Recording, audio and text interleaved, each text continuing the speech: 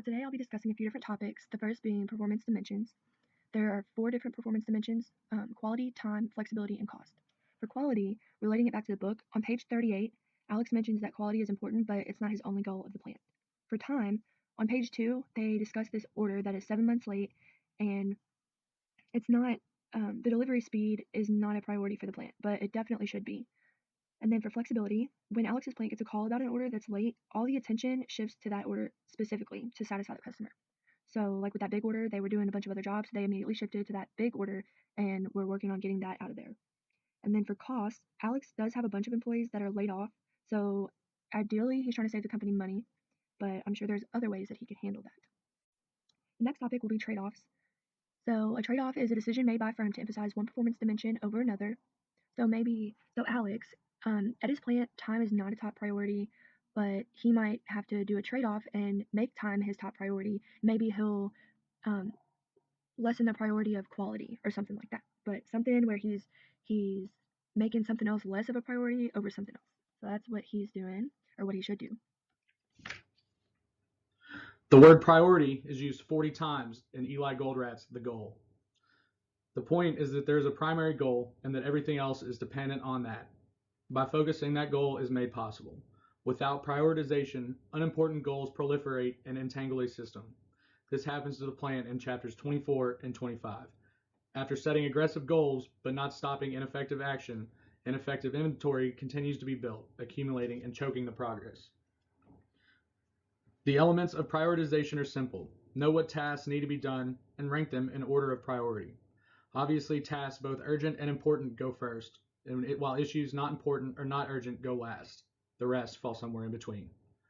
Prioritizing increases the success rate of strategic projects, increases the alignment and focus of senior management teams around strategic goals, clears all doubts for the operational teams when faced with decisions, and most importantly, builds an execution mindset and culture. What is the goal of a business? The primary goal of a business is to make money. We learn in the book The Goal that Alex is tasked with trying to improve his factory's performance. And while he's trying to improve his performance, he realizes that the primary goal of his factory is to make money. At the time, he was thinking that the primary goal maybe was to provide jobs or to produce a quality product. But all of these things mean nothing if the company is not making money. He learns from Jonah, his old friend, that the primary goal of a business is to make money. We can take from this that making money is a crucial aspect of a business, and we have to take steps when making managerial decisions that affect the bottom line. Everything in a roundabout way comes back to this point. If a business is not making money, then it's failing to provide what it needs to provide every other aspect of what it needs to be successful. Money is the key aspect of a business. Key business metrics for performance provide direction for future strategic growth, and the success of your company relies on a consistent reporting and evaluation of these metrics.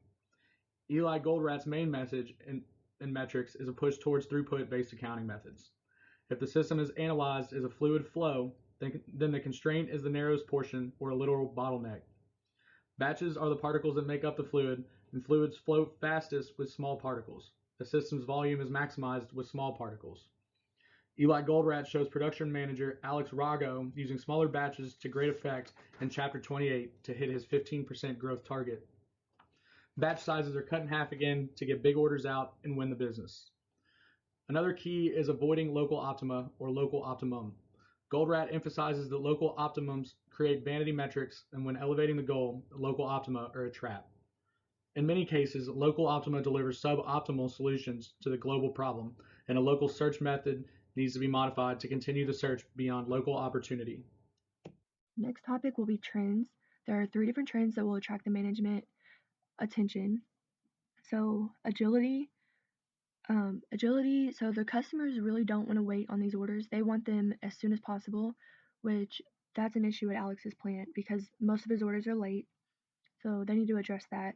For information technology, Alex does use robots and everything in his plant to try to help the plant run more efficiently, but really it's not helping anything at all because they're not doing it correctly. For people, Alex has to lay off several of his people to keep the plant, to save the plant money. But he also doesn't really seem to have a good relationship with his employees because he doesn't really get that involved in what they're doing. Because when he went out and did his observation on the plant when he was thinking about everything, he saw a lot of people were sitting down and everything. So he's really not too involved in what they're doing because he really had no idea what was going on in the plant with the employees. How can we use operational planning in our own lives? Operational planning is something that we can adapt into our own lives very easily. Essentially, running our lives is like running a business. In every aspect, we have to produce outcomes to be effective in our lives, just like businesses have to produce outcomes to be effective in business. An example I will give is how you can apply this to cooking dinner. When you cook dinner, you have to go to the grocery, purchase raw inventory, bring it home, store it as raw inventory, process it as in-process inventory, and then finish it as finished product inventory.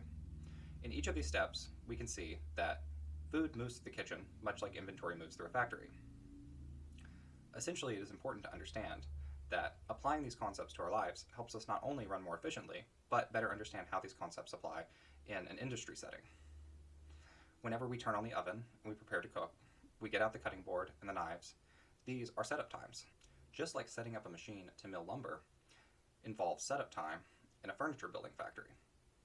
If we apply these concepts, we'll better understand how to manage inventory, how to store finished product inventory, how to reduce setup times and energy costs by managing how much of what type of inventory we hold and when and for how long we process it. This is just one example of the way that we can apply operations management to our own lives. The next topic is strategic planning. So, strategic planning is planning that takes place at the highest levels of the firm, addressing the needs that might not arise for years into the future. So, there really wasn't much of a plan with Alex's plant, but after he talked to Jonah several times and he went on that trip with the Boy Scouts and he just started thinking about things more, he's starting to improve his company by planning because he's starting to draw out charts and making goals for the employees to achieve, and he's getting the employees more involved in it. So really, so he should have certain goals for like either quarterly or yearly, that's what strategic planning is. So he really needs to work on that part, but he is getting better at it. So In the book, Rago pushes towards a different view of accounting, which is labeled Throughput Accounting. He includes three primary metrics: inventory, revenue, and operating expense. It seems Eli Goldrat's goal with this concept appears to be simplicity. It is simply how much revenue can be brought in, how much inventory exists that can be converted to revenue, and how much operating expense is required to generate more revenue. All expenditures fit to one of these categories. A great example of this is in the discussion about where to put the limo driver for Granby, the Unicorp CEO. Throughput accounting corrects many cost accounting sins that are already addressed elsewhere in finance. The simplification of costs to estimate the future leads to bad results when overhead allocations shift. Accounting is always happening with an eye on the past, so forecasting will always have difficulties. So a trade-off is a decision made by a firm to emphasize one performance dimension over another.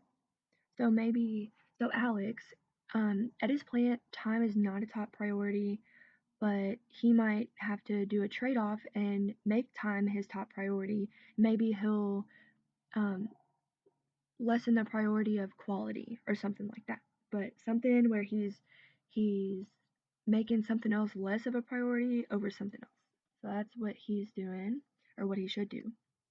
Misalignment in policies, procedures, or measures can cause a wide variety of destructive outcomes and behaviors. You need to seek answers and be active in acquiring information about how things run. The answers are out there, you just have to figure them out on your own. Second, you need teamwork, as teams are very important to driving change and improvement. The more heads on a job, the better. Also, people have different opinions and outlooks, as someone else may think differently than you ever would have. Next, you need to never give up, as there is always a chance to recover as long as your organization is still running. Don't be afraid to challenge the status quo, as the battle is not lost until the moment you give up and stop trying. You need to work smarter, not harder. Oftentimes, our greatest efforts are ineffective and sometimes even counterproductive, but by focusing on the right areas, we can achieve breakthrough results. Lastly, you need to improve the overall system, not just the individual parts, as effective coordination between operations and marketing/sales is critical to achieving the goal, not just optimizing a single link in the value chain. Bottlenecks. Bottlenecks are the single process that takes the longest when divided across the items that have to move through this process. Bottlenecks are things that determine the entire throughput of an entire system. In the book, we learn that the bottleneck in Alex's factory is a robot that was designed to help reduce costs. Unfortunately, the process time for the robot is slightly longer than the old process, and when they evaluated how inventory was moving through the factory, they determined that the robot was determining the overall throughput of the factory. To combat this issue, Alex adjusts the way other operation centers produce in-process inventory and move it throughout the factory so that the bottleneck is functioning continuously. The bottleneck functioning continuously will determine the maximum amount of throughput that the factory can produce. In the book, they reach a point in which the robot is running continuously and they still have more orders to fill. So, because the robot is too expensive to bring in a second version to run only part of the time, Alex is able to purchase some of the old equipment that did this job before the robot. They use this old equipment to fill in the excess orders that the robot cannot fill. It costs more to process things this way. However, it increased the throughput of the factory, making it an effective option. The radical business model presented in the goal has two basic ideas. The measurements used to assess production and money making should be throughput, inventory, and operation expense. The second one links statistical fluctuations and dependent events to the manufacturing process, which was discussed during the metrics portion of this slideshow. They're measurements which express the goal of making money perfectly well, but which also permit you to develop operational rules for running your plant. Here are three of them. Their names are throughput, inventory, and operational expense, Eli Goldratt writes. In the novel, Alex and his team reviewed the meaning of throughput, inventory, and operating expense until everyone was satisfied. Lou summarizes them as follows. Throughput is money coming in, inventory is the money currently inside the system, and operational expense is the money we have to pay out to make throughput happen. This is a recurring lesson throughout the book, and Goldratt makes an emphasis of how important these three factors are in judging how healthy a business actually is. Statistical fluctuations are the natural deviations in production rates. There are always things that cannot be predicted, and these factors impact production. A good example of this is if a quarter is flipped many, many times and the number of heads and tails is counted, the ratio of head to tail will be very close to 1 to 1. If you did this with only a few throws, outcomes with a significant excess of heads over tails or vice versa are common. If an experiment with a few throws is repeated over and over, the outcomes will fluctuate a lot. Goldratt introduces statistical fluctuation and highlights it most clearly in chapter 17. Trying to get an order shipped, the plant team rallies around their goal and tries to make a 5 p.m. shipping time. While the average result of their completions is good, the fluctuations compound and the goal is missed. In turn, the NCX10 runs with smaller batches. And the next topic is stages of alignment.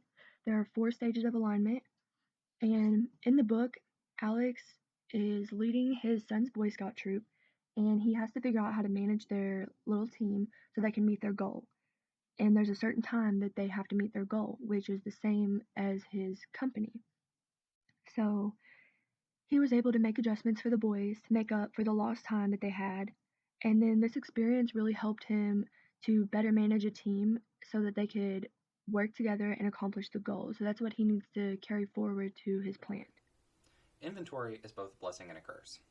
In a business, too much inventory is a liability, but too little inventory means loss of sales and loss of time. When a company is considering how to manage its inventory, it wants to keep the inventory levels low. But at the same time, if it ever runs out of inventory, then it costs a great deal of money in lost throughput.